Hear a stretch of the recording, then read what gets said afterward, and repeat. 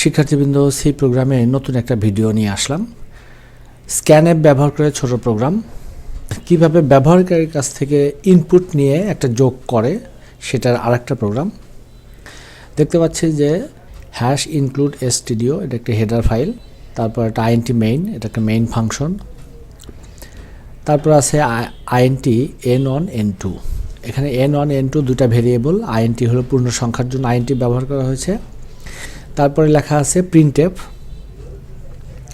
Input number দেন press enter. কিবোর্ডে যে enter button আছে সেটার কথা বলা হয়েছে প্রেস এন্টার, অর্থাৎ ইনপুট দুটা নাম্বার ইনপুট দেওয়ার পরে এন্টার প্রেস করতে হবে। প্রথমে একটা নাম্বার ইনপুট দিতে হবে ব্যবহারকারী, তারপরে ইনপুট দেওয়ার পরে প্রেস এন্টার দিলে আর একটা নাম্বার কম্পিউটারে ইনপুট নেবে। নেওয়ার পরে অর্থাৎ এই দুইটা নাম্বারকে স্ক্যান করবে কম্পিউটার। স্ক্যান করার পরে প্রিন্টএফের মধ্যে যে ফাংশনটা আছে সেটা সে এক্সিকিউট করবে। সাম মানে যোগ, আমরা জানি সাম মানে যোগ, সাবট্রাক্ট মানে বিয়োগ, মাল্টিপ্লিকেশন মানে গুণন, ডিভাইডেড মানে ভাগ। তো এই দুটা নাম্বার ইনপুট নিয়ে আমরা 4টা অঙ্ক করতে পারি। এক প্রোগ্রাম দেখে 4টা প্রোগ্রাম আমরা শিখব ইনশাল্লাহ। এখানে সাম মানে যোগ, n1 প্লাস n2 এর দ্বারা যোগ করবে কম্পিউটার। আমরা যদি কম্পাইল করি এখন দেখা যাচ্ছে লেখা আসছে ইনপুট নাম্বার দেন প্রেস এন্টার। তো প্রথম নাম্বার আমি 25 দিলাম, দিয়ে এন্টার দিলাম। কম্পিউটার এখন চাচ্ছে দ্বিতীয় নাম্বার। এখানে খেয়াল করলে দেখা যাবে যে একটা সাদা ব্লিঙ্কিং করছে, মানে দ্বিতীয় নাম্বার চাচ্ছে। দ্বিতীয় নাম্বার আমি 25 দিলাম, বা 25 কেটে আমি 21 দিলাম। দেওয়ার পরে এন্টার দিলাম। যেহেতু লেখাই আছে যে ইনপুট নাম্বার দেন প্রেস এন্টার, এন্টার দেওয়ার পরে আসলো সাম ইকুয়াল টু 46, অর্থাৎ 25-এর সাথে 21 যোগ করলে 46ই হয়। কম্পিউটার ভুল করে নাই। তো এইভাবে আমরা স্ক্যান অ্যাপ ব্যবহার করে যোগ বিয়োগ গুণন ভাগ আমরা করতে পারবো। এখন আমি একটি ভাগ অঙ্ক করে দেখাবো।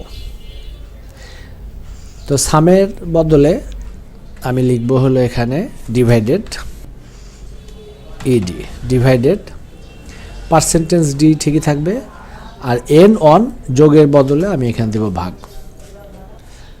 Divided equal to percentage D. আমরা জানি যে পার্সেন্টেজ ডি হলো ফরম্যাট স্পেসিফায়ার। এখানে int থাকার কারণে এখানে পার্সেন্টেজ ডি এসেছে। এখানে ভগ্নাংশ মান যদি আমি দিতে চাই তাহলে এখানে ফ্লোট লিখে এখানে পার্সেন্টেজ এফ লিখতে হবে। আর এইটুক ঠিকই আছে, n1 অবলিক n2, অবলিক না এটা বাই n1 বাই n2। এখন আমি কম্পাইল করি।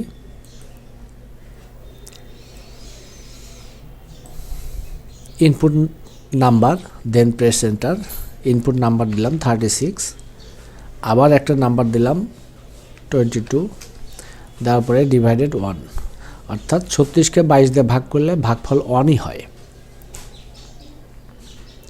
যেহেতু পূর্ণ সংখ্যা দেখাবে এই জন্য এখানে আর দশমিক দেখাবে না। যদি আমরা ফ্লোট ব্যবহার করতাম তাহলে দশমিক দেখাতো। সুপ্রিয় শিক্ষার্থী, আমি আশা করব যে তোমরা এই ভিডিওটা দেখে উপকৃত হয়েছো। এখানে int দেওয়া আছে, এখানে পার্সেন্টেজ ডি দেওয়া আছে। তোমরা যেটা করবে এখানে ফ্লোট ব্যবহার করবে, এখানে পার্সেন্টেজ এফ ব্যবহার করে এখানে দশমিক ভগ্নাংশ যোগ বিয়োগ গুণন ভাগ 4টা করবে। তারপর আবার ডাবল int-র বদলে ডাবল দিবে এবং এখানে ফরম্যাট স্পেসিফায়ার হিসেবে lf দিবে, পার্সেন্টেজ lf। তারপরে আবার একইভাবে যোগ বিয়োগ গুণন ভাগ করবে।